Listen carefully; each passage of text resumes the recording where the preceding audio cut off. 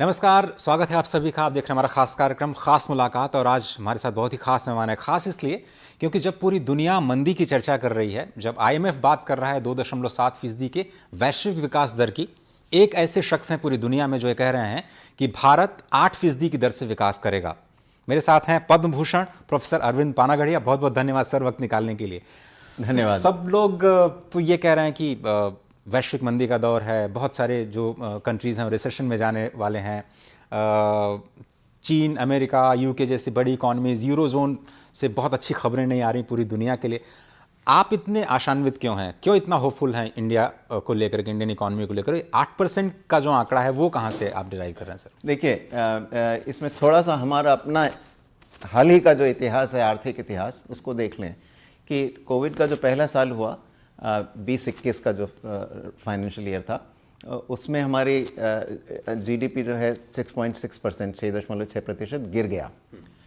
सभी देशों, कई बड़े देशों का हुआ, करीब करीब ऐसा ही हुआ, पर अन्य देशों के मुकाबले में हमने बहुत तेज़ी से रिकवर किया। अगले साल जब आया सो 21-22 का जो साल आया, उसमें हमारी ग्रोथ रेट, वृद्धि दर 8.7% रही। किसी भी और देश की इतनी वृद्धि दर नहीं रही। अब जो इस साल में है 22, जो 2022-23 का जो साल है, उसमें जो पहला तिमाही है हमारा, उसमें हमारी ऑलरेडी 13.5% ग्रोथ रेट ऑलरेडी हो चुकी है। अब सवाल ये उठता है कि बाकी जो 3 तिमाहियाँ और बची हैं, उनमें हमारी वृद्धि दर क्या रहती है।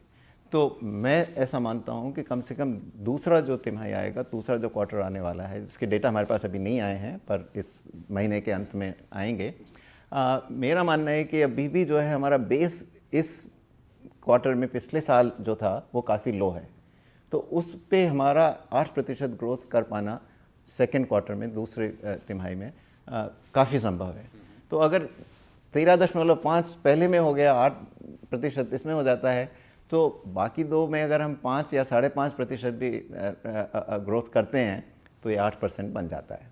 और इसमें हमारा काफ़ी अभी स्कोप है, क्योंकि हमारे अगर कुछ सेक्टर देखें जैसे ट्रांसपोर्टेशन, होटल वाला, तो उसमें तो अभी जो कोविड के पहले का साल था 2019-20, उससे भी हम पिछले साल तक अभी तक 11% नीचे थे।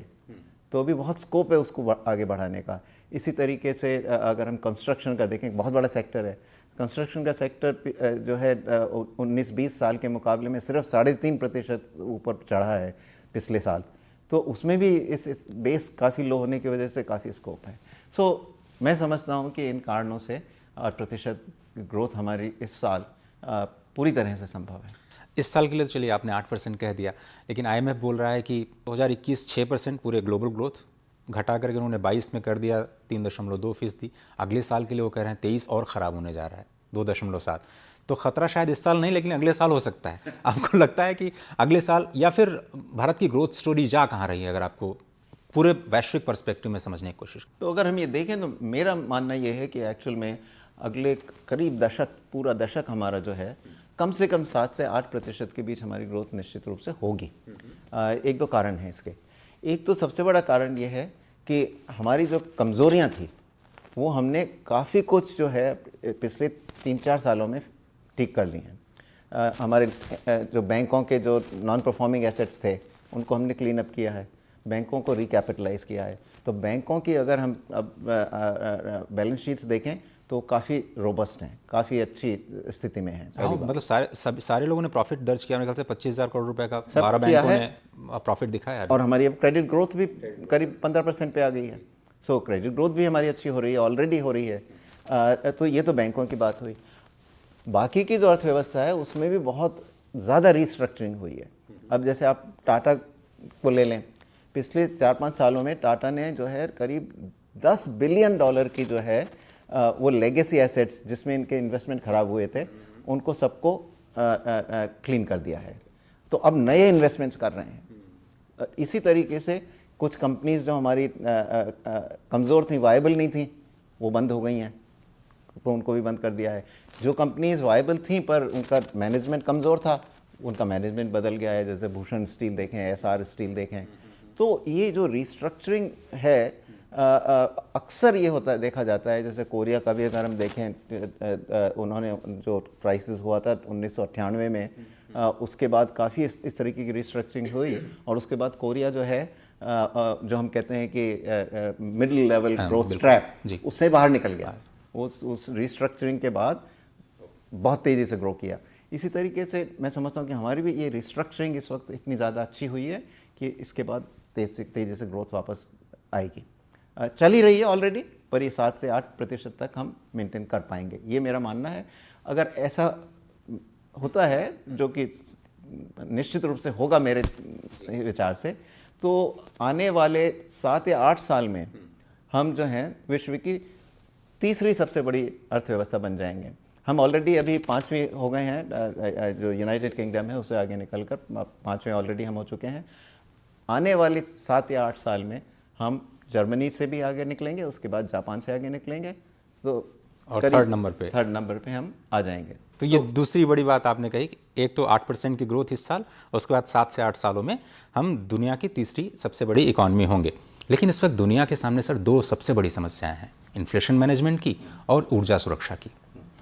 इन दोनों मोर्चों पर भारत को क्या करना चाहिए, क्योंकि ये बहुत ही क्रूशियल है इस वक्त। अगर इन 2 मोर्चों पर किसी देश ने समाधान निकाल लिया तो उसकी कहानी ठीक ठाक चलने वाली है। तो आपके ज़रिए हम समझना चाहेंगे। तो अगर जैसे आपने इन्फ्लेशन का कहा, तो इन्फ्लेशन में तो जहाँ तक सवाल है, हमारी स्थिति कोई इतनी बुरी नहीं है, क्योंकि हमारा जो इन्फ्लेशन टारगेट है वो 4% ±2% है। तो इसमें 2% से 6% तक का हमारी टॉलरेंस है। तो हमारा इस वक्त करीब 7% के करीब चल रहा है, तो हम 1% आगे हैं टॉलरेंस लेवल से। शायद अगर हम चाहते हैं 5 तक लाने का, तो 2% मान लें मार्जिन। दूसरे जो देश हैं उनमें स्थिति बिल्कुल अलग है। अमेरिका को लें, उनका जो ग्रोथ टारगेट है, टॉलरेंस लेवल जिसको अगर कह रहे हैं, तो वो 2% है। वहाँ इन्फ्लेशन चल रहा है इस वक्त 8%। तो उनको तो बहुत आगे अभी जाना है, उनको बहुत समय लगेगा। तो इस तरीके से कम इन्फ्लेशन का जहाँ तक सवाल है, हमारी स्थिति काफ़ी काबू में है, और रिज़र्व बैंक एक्शंस ले रहा है समय के साथ। तो मैं नहीं समझता कि इसमें हमें कोई डरने वाली बात है। नौ एनर्जी सिक्योरिटी, जो ऊर्जा सुरक्षा की बात आपने कही, वो चैलेंज है, क्योंकि अगर कीमतें बढ़ती हैं तो हम इसके बड़े इम्पोर्टर हैं, तो हमारा इम्पोर्ट बिल बढ़ता है। पर इसका सीधा जो सॉल्यूशन है वो ये है कि हमें अपने एक्सपोर्ट्स पे ध्यान देना चाहिए। अल्टीमेटली अगर इंपोर्ट कुछ कर रहे हैं तो उसके लिए एक्सपोर्ट कुछ करना ही पड़ेगा, क्योंकि वरना आप एक्सपोर्ट से जो फॉरेन एक्सचेंज अर्न करेंगे उसी से ही इंपोर्ट का बिल भर पाएंगे। तो इसलिए हमें एक्सपोर्ट्स पे ध्यान देना चाहिए। इसका मतलब हमें एक्सचेंज रेट पे ध्यान देना चाहिए, क्योंकि अभी जो है, क्योंकि जो इंटरेस्ट रेट्स हैं वो अमेरिका में और यूरोप में बढ़ रही हैं, तो उसकी वजह से काफ़ी कैपिटल बाहर जा रही है, तो और सारी कंट्रीज़ की जो करेंसीज़ हैं वो डिप्रिशिएट हो रही हैं। तो हमारे उससे उसका सीधा मुद्दा ये है कि अगर जब दूसरी कंट्री की करेंसी सस्ती हो जाती हैं तो उनका सामान भी सस्ता हो जाता है। तो अगर हम हमारी करेंसी को नहीं डिप्रिशिएट होने देंगे तो हमारा सामान रिलेटिवली महंगा हो जाएगा, तो फिर एक्सपोर्ट नहीं हो पाएंगे। तो इसलिए हमें भी अपनी करेंसी को थोड़ा डिप्रिशिएट होने देना चाहिए, जो अब रिजर्व बैंक कर रहा है। तो करीब हम 83 रुपये पर डॉलर पे चले गए हैं। तो ये हम इसमें भी रिजर्व बैंक जो है, जो एक्शन इसको लेना चाहिए वो बिल्कुल सही तरीके से ले रहा है। तो कोई चिंता की बात नहीं है। तो मैं चिंतित नहीं हूँ। अर्थशास्त्र की इतनी जो उलझी हुई बातें हैं, इतना आप सरल तरीके से लोगों के सामने रख देते हैं, लेकिन आप हमेशा से क्या अर्थशास्त्री बनना चाहते थे? मैं सुना आपने कहीं पढ़ा कि आपके पिताजी आपको IAS बनाना चाहते थे। उनका क्या बैकग्राउंड था, थोड़ा सा अगर बता पाएँ अपने, क्योंकि जयपुर के एक छोटे से गांव से अमेरिका के कोलंबिया यूनिवर्सिटी तक का सफ़र इतना आसान तो नहीं रहा होगा सर। हाँ, नहीं, वो तो आपने बैकग्राउंड पूछा इसका, तो हमारी जनरेशन में तो जो माता पिता होते थे उनका बड़ा वर्चस्व रहता था कि आप क्या करेंगे बड़े होकर। तो हम 3 भाई थे, तो मेरे पिता चाहते थे कि एक भाई जो है साइंटिस्ट बने, हालांकि वो फिर इंजीनियर बना। दूसरे भाई को चाहते थे कि वो डॉक्टर बने, तो वो डॉक्टर ही बना। और मुझे वो चाहते थे कि मैं सिविल सर्वेंट बनूँ IAS में। तो वो खुद सिविल सर्वेंट रहे थे, तो इस तरीके से उनकी ये मंशा भी थी कि मैं उनके कार्य को आगे बढ़ाऊं। पर भाग्य का ऐसा हुआ कि जब मैं सिविल सर्विस का जब मैंने एमए अपना मास्टर्स ख़त्म किया तो मैं अंडर एज था सिविल सर्विस देने के लिए। तो एक साल में लेक्चरर बना, तो उस बीच में मैंने कई यूनिवर्सिटीज़ में अप्लाई किया, तो मुझे प्रिंसटन ने एडमिशन भी दे दिया और फाइनेंशियल फेलोशिप भी दे दी। तो फिर मैंने कहा कि शायद मैं तो हिंदी स्कूल में पढ़ा हुआ हूँ कहीं। आप हिंदी मीडियम से पढ़े हैं? हाँ, मैं हिंदी मीडियम में पढ़ा हूँ, तो उससे मुझे ये डर था कि अगर मैं आईएएस के रिटन एग्ज़ाम में पास भी कर जाऊँ, पता नहीं इंटरव्यू में क्या होगा मेरा। सो इसलिए मुझे कॉन्फिडेंस नहीं था। तो मैंने अपने पिताजी को बड़ा कहा कि भाई आप मुझे पीएचडी करने जाने दीजिए। सो फिर अल्टीमेटली मेरे पिताजी मान गए उस बात को, तो मैं पीएचडी करने चला गया और अर्थशास्त्री बन गया। लेकिन एक परिवार में पद्म भूषण आपको मिला, आपके बड़े भाई डॉक्टर अशोक पानागड़िया जी को उनको पद्मश्री मिला, ये बहुत रेयर होता है। उसमें आपके पिताजी आपके माताजी का योगदान बहुत रहा होगा। थोड़ा सा हम और जानना चाहते हैं आपके पुराने बैकग्राउंड के बारे में, ये कैसे संभव हुआ? वो आपके बड़े भाई तो न्यूरोलॉजिस्ट थे जिन्होंने राजस्थान में बड़ा काम किया, तो थोड़ा सा उनके बारे में बताइए। ये सारा इंस्पिरेशन तो हमारे पिताजी से आया, हम सभी लोग जो हैं, क्योंकि उनका खुद का जो है इतिहास बड़ा गज़ब का रहा। उस पर मैंने एक किताब भी लिखी कि my father the extraordinary life of an ordinary man, क्योंकि वो एक छोटे से गांव में जो है वो भीलवाड़ा के पास गांव था, वहाँ पैदा हुए। 5 साल की उम्र में उनके पिता का देहांत हो गया, उसके बाद 14 साल की उम्र में उनकी माता भी चल बसी। तो सारा वो सेल्फ मेड थे, उन्होंने खुद अपनी पढ़ाई करी। ऐसे भी वाक़े आए जब वो 10-10 मील पैदल चल के गए। तो वही ट्रेनिंग फिर उन्होंने हमें भी दी। वो जब हमें स्कूल जाना होता था तो स्कूल 2 मील दूर था, तो 2 मील आना 2 मील जाना। तो हमारी माता जी हैं, वो उनका दिल जो है वो सॉफ्ट था, तो उनको बड़ा लगता था, पर पिताजी कहते थे नहीं, इनको जाने दो। तो आप मतलब 45 मिनट 1 घंटे चल के जाते थे स्कूल? तो हम तीनों भाई साथ निकलते थे, फिर बाद में स्कूल ख़त्म होने के बाद तीनों साथ वापस आते थे, वॉक करते थे।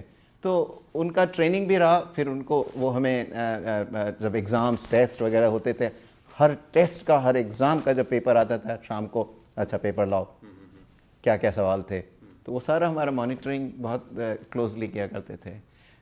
तो उन्होंने एम्बिशन भी हमारे में डाली इस तरीके से, और मोटिवेट भी किया। तो उसी तरीके से आई थिंक। तो क्या आप भी उसी तरह, आप भी उतने स्ट्रिक्ट हैं अपने जो 2 सुपुत्र हैं उनको लेकर के? आपका क्या नज़रिया है? नहीं, अब समय बदल चुका है। तो हमारा अपने बच्चों पे कोई वर्चस्व नहीं है। पर एक बात ये ज़रूर है, मैंने ये देखा, जो मेरा अनुभव रहा है वो ये है कि बच्चे अपने माता पिता को बड़े ध्यान से ऑब्ज़र्व करते हैं, तो उनकी जो वैल्यूज़ जो करते हैं उनको इम्बाइब अपने में करते हैं।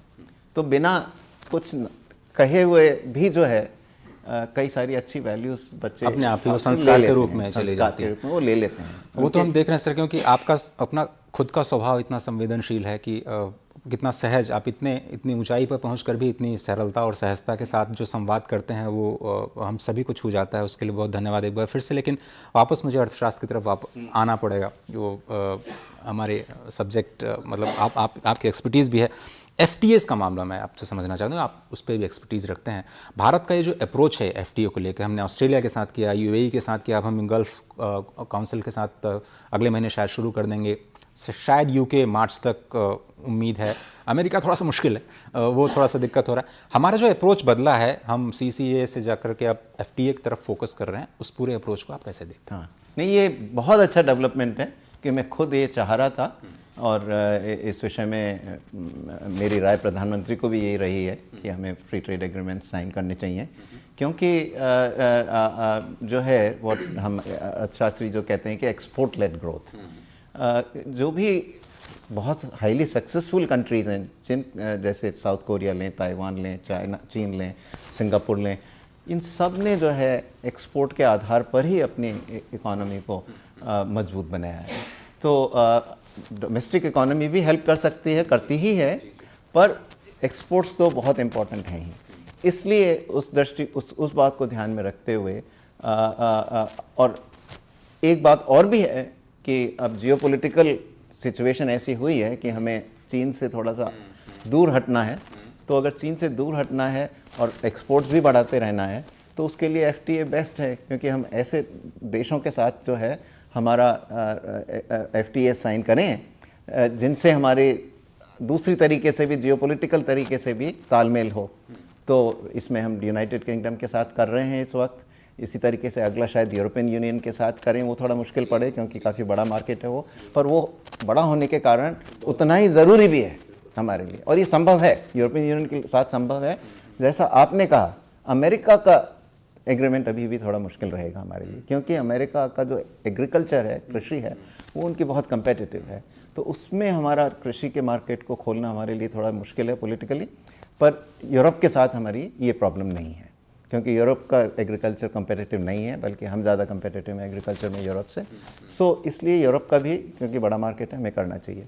सो ये दो कारण हैं कि एक तो एक्सपोर्ट लेड ग्रोथ को फैसिलिटेट करने के लिए, और दूसरा चीन से थोड़ा दूर हटने के लिए। हमें दोनों कारणों से FTAs हमें करनी चाहिए, और ये बहुत अच्छा डेवलपमेंट हमारी पॉलिसीज़ में हुआ है। सर, जब आप अमेरिका में अपने प्रोफेसर की सीट पे बैठ करके भारत की इकॉनमी को देखते हैं और मल्टीलेटरल एजेंसीज़ में भारत लगातार वकालत करता रहा है रिफॉर्म्स की, चाहे वो वर्ल्ड बैंक हो, IMF हो या यूनाइटेड नेशंस हो, आपको लगता है कि आज का वक्त भारत के लिए सबसे अच्छे दिन है अगर हम मल्टीलेटरल पोजीशंस पे अपनी आवाज़ के रूप में जिस तरह से हम सुने जा रहे हैं? कितना बदलाव आया है? हाँ, नहीं, अब जो है भारत की आवाज़ वैश्विक स्तर पर काफ़ी मायने रखती है। जो स्थिति चीन की जो है 2000 के पहले दशक में थी कि चीन जो है आने वाली बड़ी शक्ति, उभरती शक्ति है, वही स्थिति अब हमारी है। क्योंकि अब जहाँ तक वेस्टर्न वर्ल्ड का सवाल है, पश्चिमी देशों का सवाल है, उनके संबंध जो हैं चीन से काफ़ी कम हो गए हैं, बल्कि एडवर्सोरियल हो गया है ऑलमोस्ट, तो इसमें और ये सारी एडवर्सिटी जो है वो एशिया में है। तो एशिया में इन पश्चिमी राष्ट्रों के लिए अब एक अलाइड बहुत ज़रूरी है, और वो कौन होगा, काउंटर बैलेंस कौन होगा? वो इंडिया ही है, भारत ही जो है काउंटर बैलेंस होगा। और इसलिए पूरा एशियन में पावर बैलेंस में जो है इंडिया अब बहुत अहम भूमिका रहेगी। और इसके साथ ही, क्योंकि अब इंडिया ऑलरेडी 5वीं अर्थव्यवस्था तो हो ही गई है, और अगले 7-8 साल में तीसरे लेवल की अर्थव्यवस्था हो जाएगी, तो आर्थिक दृष्टि से भी इंडिया का वेट काफ़ी बढ़ जाएगा। सो इन सब कारणों से इस वक्त हमारी जो है वैश्विक स्तर पे आवाज़ बहुत महत्व रखती है। काफ़ी लंबे अरसे से आप प्रधानमंत्री मोदी को देख रहे हैं, मुख्यमंत्री के तौर पर भी, उसके बाद प्रधानमंत्री के तौर पर आपने खुद उनके अंडर वाइस चेयर की तरह नीति आयोग की कमान संभाली 2015 में जब पहली बार नीति आयोग बना। प्रधानमंत्री की अर्थनीति को आप किस तरह से देखते हैं? इकोनॉमिक मोर्चे पर उनकी जो पॉलिसीज़ हैं उनको आप कैसे असेस करते हैं? प्रधानमंत्री जो है बहुत होलिस्टिक थिंकिंग रखते हैं, यानी कि सभी आयामों पर वो ध्यान देते हैं, सिर्फ ग्रोथ नहीं, ग्रोथ में वो बहुत विश्वास रखते हैं, आर्थिक सुधारों में बहुत विश्वास रखते हैं, और उन्होंने इसमें ही has walk the talk as we say in English. पर इसके अलावा जो है वो ये चाहते हैं कि सभी रीजन्स का विकास हो। तो मुझे अच्छी तरह याद है, मैं पहली जो मीटिंग हुई थी मैं नीति आयोग ज्वाइन करने के बाद प्रधानमंत्री के साथ, उसमें तत्कालीन वित्त मंत्री श्री जेटली जी भी वहाँ थे। तो बहुत लंबी, वो करीब 2 घंटे से भी ऊपर की मीटिंग हुई। उसमें सारा खाका वो क्या करना चाहते हैं उन्होंने एक एक करके बताया, और उनमें से कई चीज़ें जो हैं अभी भी चल रही हैं, वो अब हो रही हैं। नॉर्थ ईस्ट का विकास करना था, आइलैंड्स का विकास करना था, ट्रेन्स को जो है कैसे आगे बढ़ाना था, ये वंदे भारत की जो ट्रेन्स अब चल रही हैं, ये सब। तो सारा ये जो है होलिस्टिक तरीके से उन्होंने उसी वक्त सारा एक मीटिंग में, 2 घंटे की मीटिंग में पूरा डिस्क्राइब किया था। मेरे पास अभी भी काफ़ी लंबे नोट्स हैं उनके। तो ये मेरा मानना है। पर सबसे बड़ी बात ये है कि वो ग्रोथ और इकोनॉमिक रिफॉर्म्स दोनों में भी बहुत विश्वास रखते हैं। लेकिन सर अब तो उन्होंने देश को एक नया विज़न दे दिया है कि 2047 तक हमें एक डेवलप्ड नेशन बनना है, विकसित राष्ट्र बनना है। और आपने कहा कि अगर राज्य सरकारें इसमें बेहतर नहीं करेंगी, उत्तर प्रदेश जैसे बड़े राज्य अगर बेहतर नहीं करेंगे तो हम शायद वो लक्ष्य प्राप्त नहीं कर पाएंगे। स्टेट में जिस ग्रोथ और रिफॉर्म्स की बात आप कर रहे हैं, स्टेट्स में कितना इंपॉर्टेंट है और कैसे उनको लेकर के हम आगे चलें? नो, स्टेट्स में तो बहुत इंपॉर्टेंट है, क्योंकि आखिरकार जो कुछ भी होता है वो तो कुछ भी होगा किसी स्टेट में ही होगा, क्योंकि जो राष्ट्र तो अल्टीमेटली जो स्टेट्स को मिला के ही जो है वो बनता है, वो राष्ट्र है। तो हर स्टेट को अपना योगदान देना होगा। और इसलिए कई चीज़ें जो हैं, आप ये देखिए कि कई मुद्दे ऐसे हैं जिनमें स्टेट्स के बिना आगे हम नहीं बढ़ सकते, और इसमें हमारी थोड़ी मुश्किलें आ रही हैं, मैं मानता हूँ इस बात को, क्योंकि स्टेट्स में हमें ध्यान देना चाहिए, क्योंकि जो आर्थिक ट्रांसफॉर्मेशन होता है, इकोनॉमिक ट्रांसफॉर्मेशन, उसमें एक सबसे बड़ा हिस्सा जो है वो है अर्बनाइजेशन, शहरीकरण। तो शहरीकरण तो केंद्रीय सरकार नहीं कर सकती। शहरीकरण का जो बड़ा मुद्दा है वो जिम्मा राज्य सरकारों के हाथ में है। तो इसलिए मैं समझता हूँ कि एक बहुत अहम भूमिका जो हमारे अलग अलग राज्य हैं उनको निभाने की ज़रूरत है। उनको ये समझने की ज़रूरत है कि ये जो इकोनॉमिक ट्रांसफॉर्मेशन है वो शहरीकरण उसके लिए बहुत ज़रूरी है। तो हमारा इंस्टिंक्ट ये रहता है कि सारी जो है बहुत सारे लोग गाँव में रहते हैं, तो गाँव के लिए अच्छा किया जाए, पर गाँव के लिए तभी अच्छा कर सकेंगे जब हम शहरों के लिए अच्छा करेंगे, क्योंकि तब उनके लिए जो है जॉब अपॉर्चुनिटी शहरों में आएगी, माइग्रेशन गांव से शहरों में होगा, गांव खुद जो है शहर में परिवर्तित होंगे। तो यही रास्ता है जिसके थ्रू विकास वाकई में मॉडर्नाइजेशन जिसे कहना चाहिए वो होगा। तो इसलिए राज्यों को तो अब शेप अप होना बहुत ज़रूरी है। सर, अपने 2015 से 17 के बीच में G20 शेरपा के तौर पे भी टर्की, जर्मनी और चीन के अध्यक्षता में भारत की अगुवाई की, भारत का पक्ष सामने रखा। अब 1 दिसंबर से हम फुल एयर की प्रेसिडेंसी लेने जा रहे हैं। आप क्या कहना चाहते हैं, भारत की प्राथमिकताएं क्या होंगी, या फिर भारत, क्या आपको लगता है कि पूरे वर्ल्ड को एक लीडरशिप दे पाएगा? हम उस स्थिति में अब हैं, और अभी विश्व के सामने कई मुद्दे हैं, एनर्जी प्राइसेस का है, क्लाइमेट चेंज का है, इन सब मुद्दों पे भारत लीडरशिप दे सकता है। और G20 ही एक ऐसा फोरम है जहाँ पे सारे जो विश्व के महत्वपूर्ण राष्ट्र हैं वो सब इसमें आते हैं। तो और प्रेसिडेंसी का बहुत इम्पोर्टेंट रोल रहता है। वो सारा जो एजेंडा है, अल्टीमेटली जो समिट होगी बाद में, उसमें जो कम्युनिके इशू किया जाएगा, उसको शेप करने में प्रेसिडेंसी बहुत महत्व रखती है। तो ये हमारे लिए एक बहुत अच्छी अपॉर्चुनिटी है, और ये इस बात की भी अच्छी अपॉर्चुनिटी है कि पूरे विश्व को जो है हम भारत दिखा सकें, क्योंकि बहुत सारी मीटिंग्स होंगी इस अगले आने वाले 1 साल में, तो हम भारत को शोकेस कर सकते हैं। आपको एक नेशनलिस्ट इकोनॉमिस्ट के तौर पर देखा जाता है, एक राष्ट्रवादी अर्थशास्त्री के तौर पर देखा जाता है। ये जो नेशनलिज्म है आपके अंदर, वो क्या आपके पिताजी के संस्कार हैं, या फिर आपने खुद चूज़ किया कि नहीं मुझे ये साइड लेना है इकोनॉमी, जब हम एनालिसिस पे जाएंगे तो? ये तो आपके अंदर एम्बेडेड होता है। तो मैं जब मैंने भारत छोड़ा पहली बार, जब मैं PhD करने गया, तो मैं तब ऑलरेडी करीब 21 से 22 साल के बीच मेरी उम्र थी। तो तब तक आपकी जो राष्ट्रीयता है वो डिफ़ाइन हो चुकी होती है।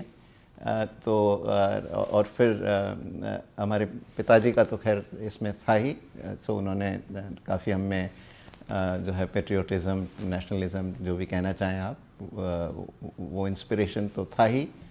पर इसमें आप क्या महसूस करते हैं, आपके ये आप खुद महसूस करते हैं, इसमें कोई ऐसा नहीं है कि आप ऊपर से अपने आप को कुछ सिखा सकते हैं।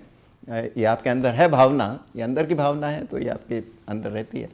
तो उसी दृष्टि से हम सोचते हैं कि हमारा देश आगे बढ़े। प्रोफेसर पानगड़िया, बहुत धन्यवाद। 1978 में जब आप प्रोफेसर बने, उस वक्त मेरा जन्म भी नहीं हुआ था, और ये मेरा प्रिविलेज है कि मैं आपके साथ बात कर पाया, आपसे कुछ सवाल कर पाया। बहुत बहुत शुभकामनाएं आपके भविष्य के लिए, और बहुत धन्यवाद दूरदर्शन को समय देने के लिए। धन्यवाद।